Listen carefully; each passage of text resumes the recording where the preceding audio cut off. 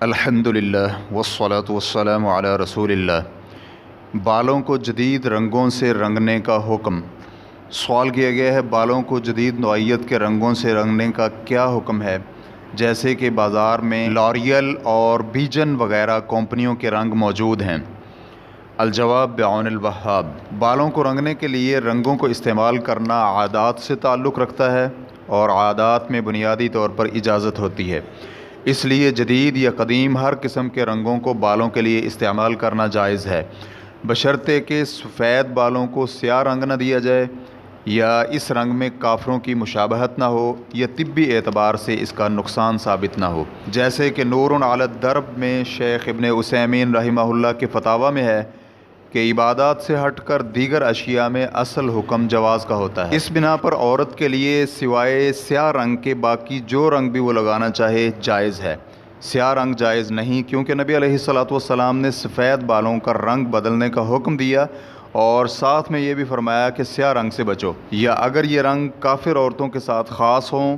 اس طرح کہ جب اس عورت کو دیکھا جائے تو کہا جائے کہ یہ کافر عورت ہے کیونکہ یہ مخصوص رنگ کافر عورت ہی استعمال کرتی ہے، تو ایسی صورت میں یہ رنگ استعمال کرنا حرام ہوگا، کیونکہ نبی علیہ الصلوۃ والسلام کا فرمان ہے جو جس قوم کی مشابہت اختیار کرے وہ انہی میں سے ہے۔ چنانچہ اگر بالوں کو لگائے جانے والے یہ رنگ ان دو چیزوں سے محفوظ ہوں، یعنی سفید بالوں کو سیاہ کرنا یا کافر عورتوں کے لیے مختص رنگ نہ ہو، تو اس کا اصل حکم یہی ہے کہ وہ جائز ہے،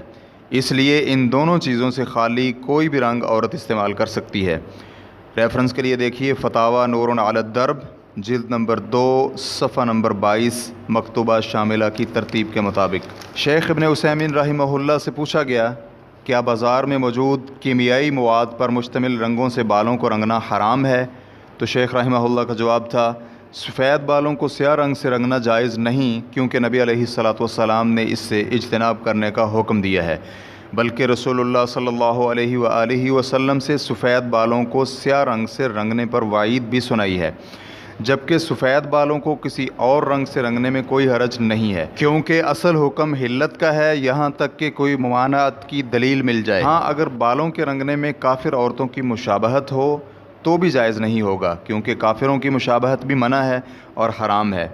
اس لیے رسول اللہ صلی اللہ علیہ وآلہ وسلم کا فرمان ہے جو جس قوم کی مشابہت کرے وہ انہی میں سے ہے۔ پھر شیخ رحمہ اللہ مزید فرماتے ہیں کہ یہ کیمیائی رنگ ہیں، تو اس بنا پر طبی ماہرین سے رجوع کرنا ضروری ہے کہ کیا بالوں پر اور جلد پر اس کے برے اثرات تو نہیں ہوں گے، اگر برے اثرات ہوں تو پھر اسے استعمال کرنا جائز نہیں ہے۔ ریفرنس کے لیے دیکھیے فتاویٰ نور علی الدرب،